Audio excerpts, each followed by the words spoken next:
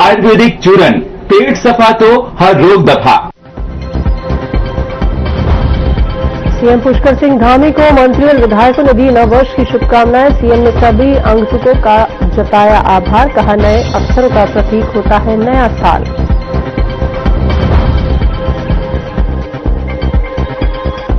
उत्तराखंड की त्रिस्तरीय पंचायतों को सीएम धामी की सौगात।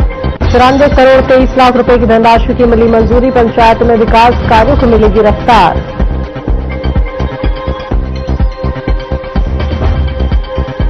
नए साल के साथ ही देहरादून में सुरक्षा कड़ी, डीजीपी दीपम सेठ ने किया निरीक्षण, सुरक्षा कानून व्यवस्था को लेकर किए गए व्यापक इंतजाम।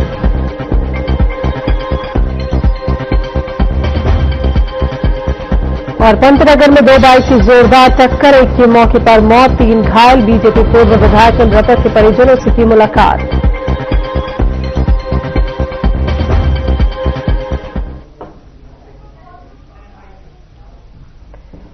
नमस्कार, उत्तराखंड की खबरों में आपका स्वागत है। मैं हूं आपके साथ शैलजा त्यागी। तो चमोली के जोशीमठ में औली रोड स्थित आर्मी कैंप के स्टोर में भीषण आग लग गई। तेज हवाओं के कारण लपटें तेजी से फैल रही थी। सेना की फायर ब्रिगेड और जवानों द्वारा आग पर काबू पाने का प्रयास जारी है।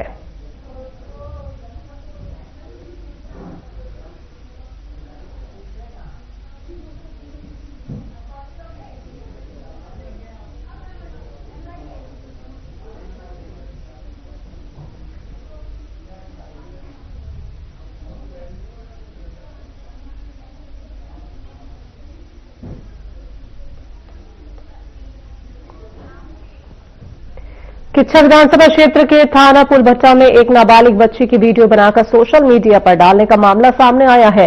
जब बच्ची के परिवार ने इसका विरोध किया तो आरोपी पक्ष ने परिवार के साथ मारपीट की। इस दौरान बच्ची गंभीर रूप से घायल हो गई। बच्ची को पहले किच्छा सरकारी अस्पताल में भर्ती कराया गया और बाद में उसकी हालत गंभीर होने पर जिला अस्पताल रुद्रपुर भेजा गया। वहां से उसे हल्द्वानी के सुशीला तिवारी अस्पताल ले जाया गया, लेकिन सही इलाज नहीं हो सका। इसके बाद बच्ची को रुद्रपुर के गौतम अस्पताल में भर्ती कराया गया है, जहां उसका इलाज चल रहा है। तो पीड़िता की मां ने मुख्यमंत्री पुष्कर सिंह धामी, जिलाधिकारी और वरिष्ठ पुलिस अधिकारियों को पत्र भेजकर न्याय की मांग की है।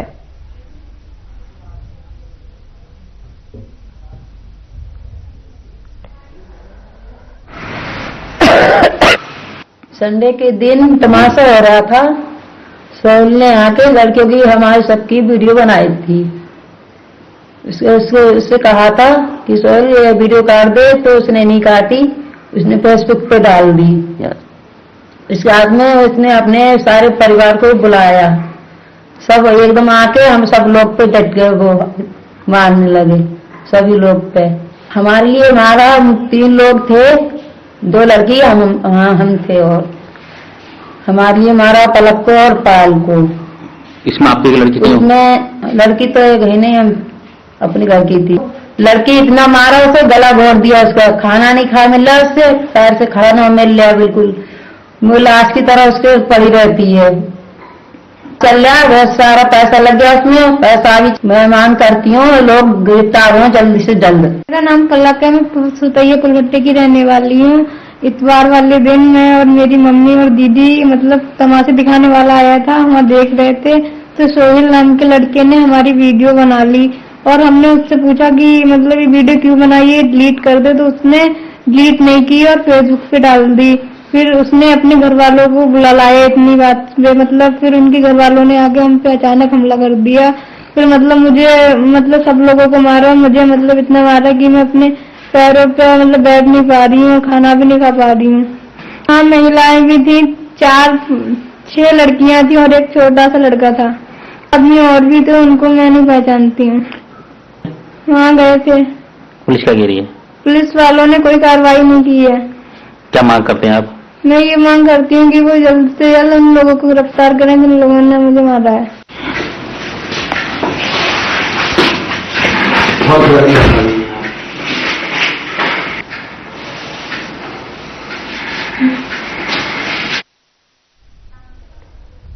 उत्तराखंड में लंबे इंतजार के बाद चमोली जिले की नीति घाटी में इस सीजन की पहली बर्फबारी हुई है। चीन सीमा के पास बसी नीति घाटी से बर्फबारी की खूबसूरत तस्वीरें सामने आई हैं, जो पर्यटक और प्रकृति प्रेमियों के लिए खास उत्साह लेकर आई।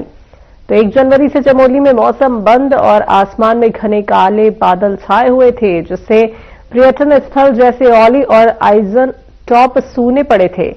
तो इस वर्ष देर से बर्फबारी और बारिश न होने के कारण मौसम शुष्क रहा और जंगली जानवर भी ग्रामीण एवं शहरी क्षेत्रों की ओर आ रहे थे। पर्यटन व्यवसायी अब नीति घाटी की बर्फबारी से उम्मीद जगा रहे हैं कि राज्य के अन्य पहाड़ी इलाकों में भी जल्द ही बर्फबारी शुरू होगी।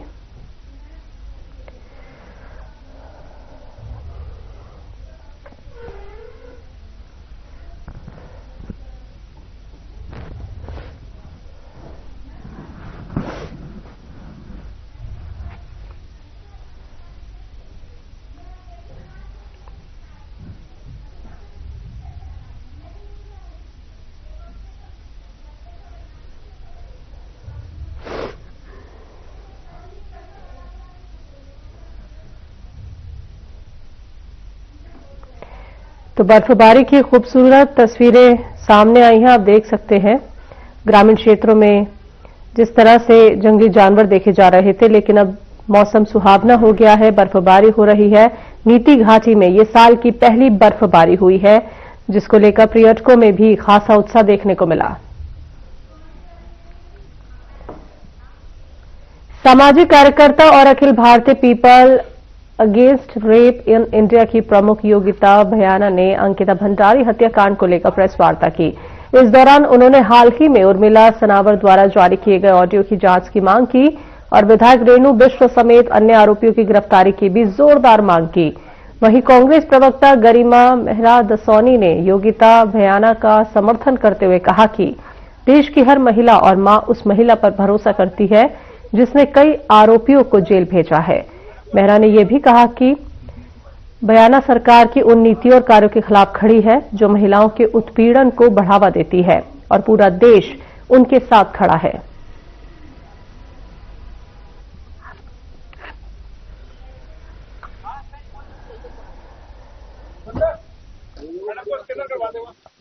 बिल्कुल, योगिता भयाना आज की डेट में देश में सबसे चर्चित नाम है और कई माओं की बहनों की दुआएं पूरे देश से योगिता भयाना को मिल रही हैं। पूरा ट्विटर योगिता भयाना के नाम से भरा हुआ है, इसलिए क्योंकि योगिता भयाना ने जो करके दिखाया वो अच्छों ने नहीं किया। प्रचंड बहुमत की 2 बार की सरकार नरेंद्र मोदी ने दिल्ली में बनाई। इस समय भले ही बैसाखियों की सरकार है, यहाँ उत्तराखंड में 8 साल की प्रचंड बहुमत और ट्रिपल इंजन की सरकार है। आप देखिए, हमको न्याय नहीं मिल रहा, हमारी बेटी को न्याय नहीं मिल रहा। योगिता भयाना ने निर्भया कांड से जो सोशल एक्टिविज्म शुरू किया वो निर्भया के साथ भी उतने ही दिल से जुड़ी हुई थी। और अब हमने देखा कि उन्नाव रेप पीड़िता ने सारे हथियार डाल दिए थे, सरेंडर कर चुकी थी, होपलेस हो चुकी थी, लेकिन योगिता भयाना ने उसको इंस्पायर किया और हाईकोर्ट ने जो उसको बाइज्जत बरी कर दिया था कुलदीप सेंगर को, ये योगिता भयाना का कन्विक्शन है, ये उसका डिटर्मिनेशन है कि आज सुप्रीम कोर्ट से न्याय दिलवाकर उन्नाव रेप पीड़िता को, कुलदीप सेंगर को वापस जेल की सलाखों के पीछे फेंकने का काम किया।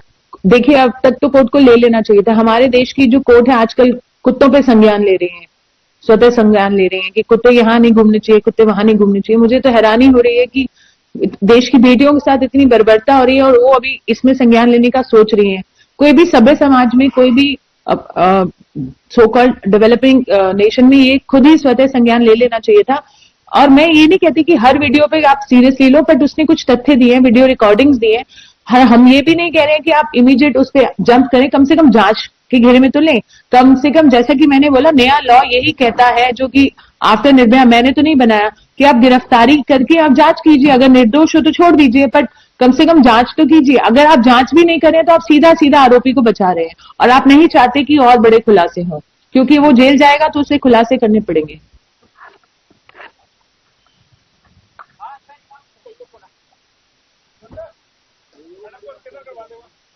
नए साल के मौके पर नैनीताल और बाबा नीम करोली महाराज के प्रसिद्ध धाम कैची धाम में श्रद्धालुओं पर्यटकों की भारी भीड़ देखी गई। देश के अलग अलग राज्यों से लोग नए साल की शुरुआत बाबा के दर्शन और नैनीताल घूमने के लिए आए। हल्द्वानी जो कुमाऊं का मुख्य प्रवेश द्वार है, वहां से अधिकांश लोग नैनीताल और कैची धाम जाते हैं और इसीलिए प्रशासन ने यातायात को ठीक रखने के लिए विशेष इंतजाम किए। हल्द्वानी के सिटी मजिस्ट्रेट गोपाल चौहान ने बताया कि ट्रैफिक पुलिस, होमगार्ड और अन्य अधिकारी लगातार निगरानी कर रहे हैं ताकि जाम न बने और लोगों को कोई परेशानी न हो।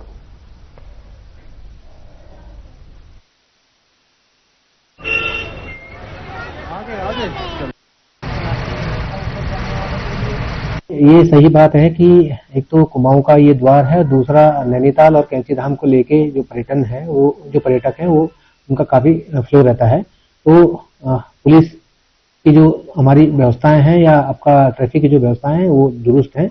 इसको लेके जो हमारे एसपी सिटी साहब हैं उन्होंने भी अपने स्तर से डायरेक्शन दे रखे हैं और मैंने भी जो संबंधित जो थाने चौकियां हैं उनको मैंने अपने यहाँ से रिटर्न में डायरेक्शन जारी कर रखे हैं।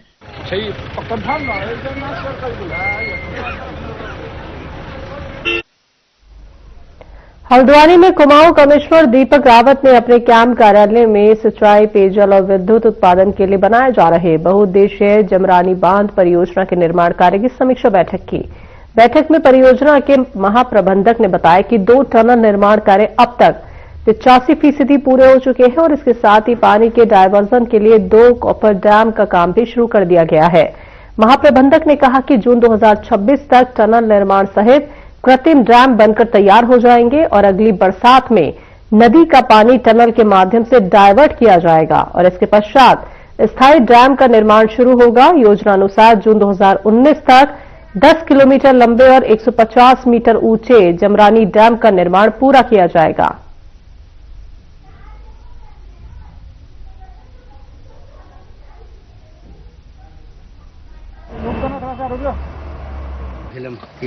जमरानी जो डैम का काम चल रहा है, आप जानते हैं कि कुमाऊं की बहुत ही इंपॉर्टेंट ये स्कीम है जिसमें हल्द्वानी, उधम सिंह नगर के हिस्से के अलावा उत्तर प्रदेश के भी कुछ हिस्से में इरिगेशन का काम होगा।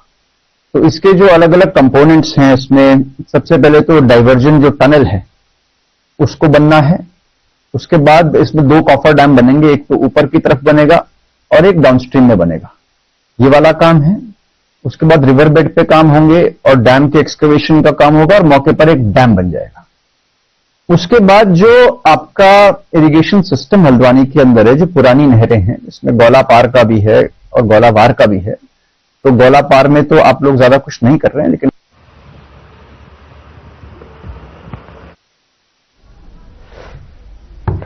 करणपुर में सैनिक विश्राम गृह में डीएवी इंटर कॉलेज द्वारा आयोजित एनएसएस शिविर में कैबिनेट मंत्री गणेश जोशी ने भाग लिया। ये शिविर नशा मुक्ति, जन जागरूकता, मतदाता जागरूकता, स्वच्छता और युवा प्रेरणा जैसे महत्वपूर्ण विषय पर केंद्रित था। मंत्री गणेश जोशी ने कहा कि एनएसएस शिविर केवल प्रशिक्षण का माध्यम नहीं है, बल्कि ये अनुशासन, राष्ट्रभक्ति और सामाजिक जिम्मेदारी को आत्मसात करने का मजबूत मंच है। उन्होंने युवाओं को बताया कि एकता और अनुशासन केवल शब्द नहीं, बल्कि जीवन जीने का मार्गदर्शन सिद्धांत है। उन्होंने एनएसएस विद्यार्थियों से अपील की है कि वो नशे से दूर रहे और दूसरों को भी नशा मुक्त जीवन अपनाने के लिए प्रेरित करें। मंत्री ने आगे कहा कि देश का भविष्य युवाओं पर निर्भर करता है और ऐसे शिविर युवाओं को सही दिशा देने में मदद करते हैं।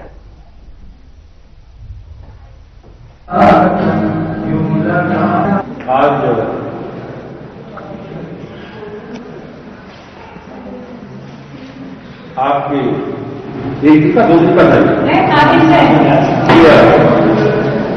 इस कैंप के समापन के अवसर पर मैं आप बच्चों को कहना चाहता हूं, क्योंकि इस प्रकार के आयोजन के माध्यम से जहां बच्चों के अंदर आत्मविश्वास पैदा होता है, वहीं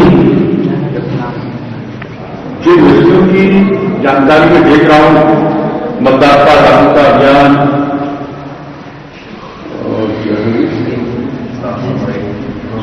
और स्वच्छता, नशा मुक्ति, आपदा प्रबंधन जैसे विषयों को यहां पर दिया गया।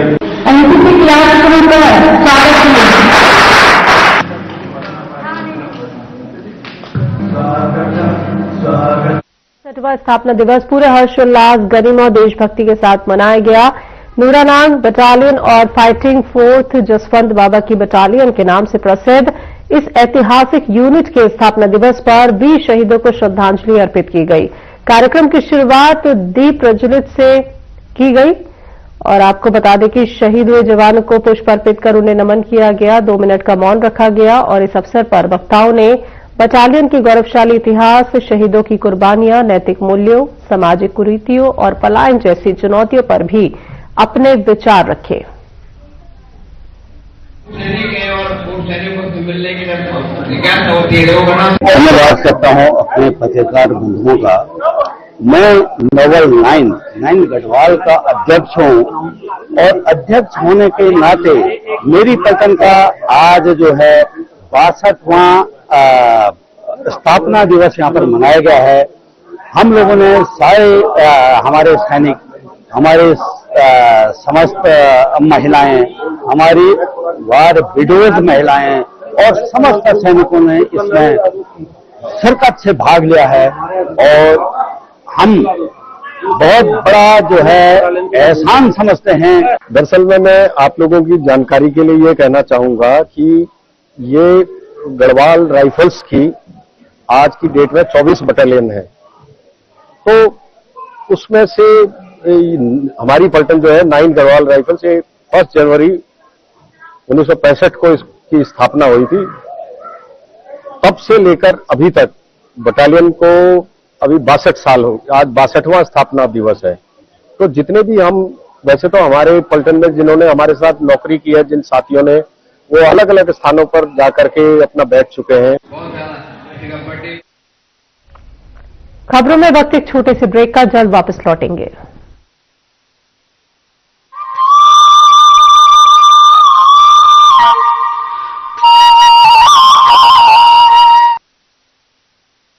कुछ लोग खाते पीते तो बहुत बढ़िया है, पर फिर भी उनकी सेहत नहीं बनती। पिचके हुए गाल हैं, हड्डियां निकली हुई हैं, पैंटें ढीली हैं, कपड़े जचते नहीं, कोई पर्सनैलिटी नहीं। ऐसे लगता है इधर से खाए जा रहे हैं, उधर से निकले जा रहा है, क्योंकि उनका पाचन तंत्र खराब है। और जब तक के पाचन तंत्र दुरुस्त नहीं होगा, वो जितना मर्जी अच्छे से अच्छा खा ले, उनकी सेहत नहीं बन सकती।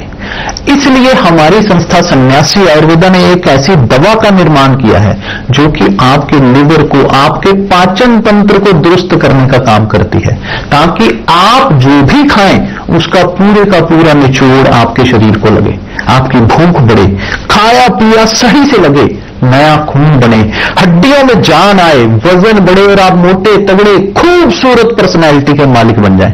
सिर्फ 655 रुपए की पूरे 1 महीने की दवा होती है और आप इसे घर बैठे 01145454545 पर फोन करके दवा मंगवा सकते हैं।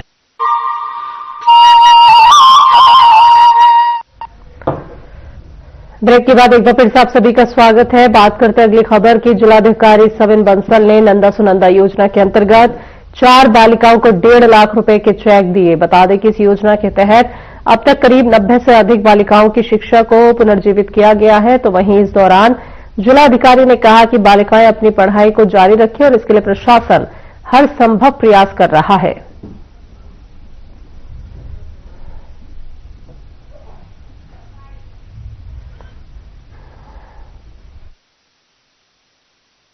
हमारी समय समय पे जो हेल्थ एडवाइजरीज और मौसम विभाग द्वारा एडवाइजरीज हैं उनको डिसेमिनेट किया जा रहा है और जगह जगह पर जो हमारे वल्नरेबल पॉइंट्स हैं वहां पर अलाव की व्यवस्था है। हमारे रैन बसेरे दुरुस्त है। रैन बसेरों में ट्रांसपोर्टेशन के लिए 2 व्हीकल्स भी लगे हैं। यदि कुछ लोगों के पास संसाधन न हो जाने की या जानकारी का अभाव हो तो वो व्हीकल्स उनको वहां तक ट्रांसपोर्ट भी करती हैं।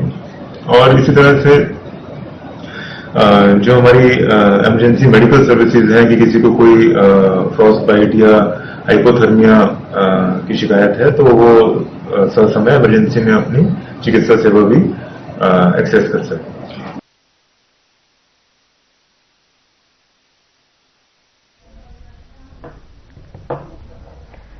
उत्तराखंड सरकार ने 4 धाम यात्रा मार्गों पर 10 शेल्टर बनाने का निर्णय लिया है, जो आपातकालीन स्थितियों में श्रद्धालु के लिए ठहरने की व्यवस्था प्रदान करेंगे।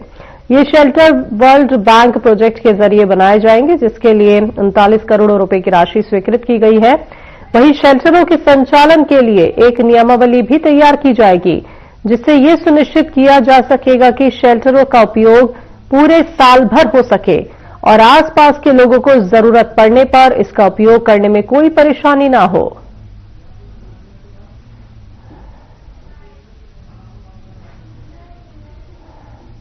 वर्ल्ड के प्रोजेक्ट के माध्यम से हम लोग चार धाम यात्रा मार्ग पर लगभग 10 शेल्टर बनाने के लिए कार्रवाई चल रही है हमारी। उसमें हमने टेंडर कर लिया है, फर्म का चयन कर लिया है हमने। वो फर्म डीपीआर बनाएगी, फिजिबिलिटी देखेगी, कहाँ कितनी आवश्यकता है, टूरिस्ट का फ्लो देखेगी, या आपदा की दृष्टि से जहां जहां दिक्कतें हैं, जहां जहां विस्थापन की आवश्यकता पड़ सकती है, या जो हजारा रास्ता बंद होता है, कभी लोगों को अकस्मात रुकना पड़ता है, तो उन स्थानों को चयनित किया जा रहा है। ये जनपद चार धाम यात्रा रूट पे ज्यादातर शेल्टर बढ़ाए जाएंगे। पर जनपदों के साथ हमारी मीटिंग भी हुई है इस क्रम में, और जहां जहां जमीन के प्रस्ताव प्राप्त हुए हैं उसको हम देखेंगे कि ज्योलॉजिकल दृष्टि से, भूगर्भीय दृष्टि से जमीन कितनी उपयुक्त है और आपदा का खतरा कितना उस जमीन पे है, और बहुत सारे पैरामीटर्स हैं। देखने के बाद जो जमीन उपयुक्त पाई जाएगी वहां डिजाइन किया जाएगा, डीपीआर बनाई जाएगी। पैसे हमारे पास लगभग 40 करोड़ का प्रावधान है, उसके माध्यम से हम बनाएंगे।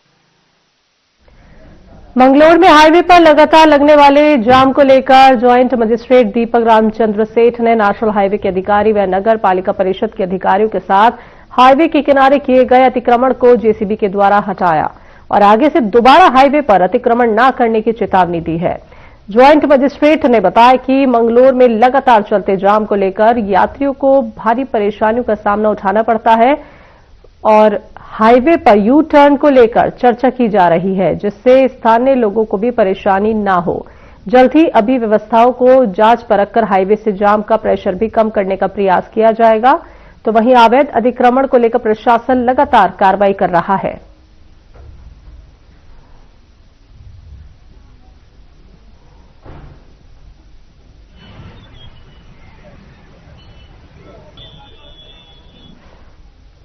तो मंगलौर हाईवे जाम पर प्रशासन की ये बड़ी कार्रवाई हुई है। तो अतिक्रमण को जेसीबी से वहां पे हटवाया गया, क्योंकि इसकी वजह से वहां पे जाम की स्थिति पैदा हो जाती है, लोगों को खासी परेशानियों का सामना करना पड़ता है। तो जेसीबी से ये अतिक्रमण यहां से हटवाया गया, तो ये बड़ी कार्रवाई की गई है।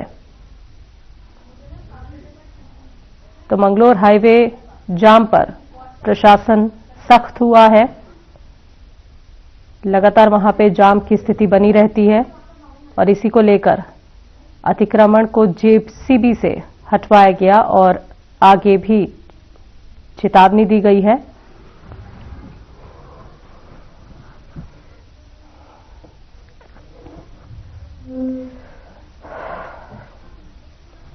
उत्तराखंड की खबरों में अभी के लिए इतना ही। मुझे दीजिए इजाजत। नमस्कार।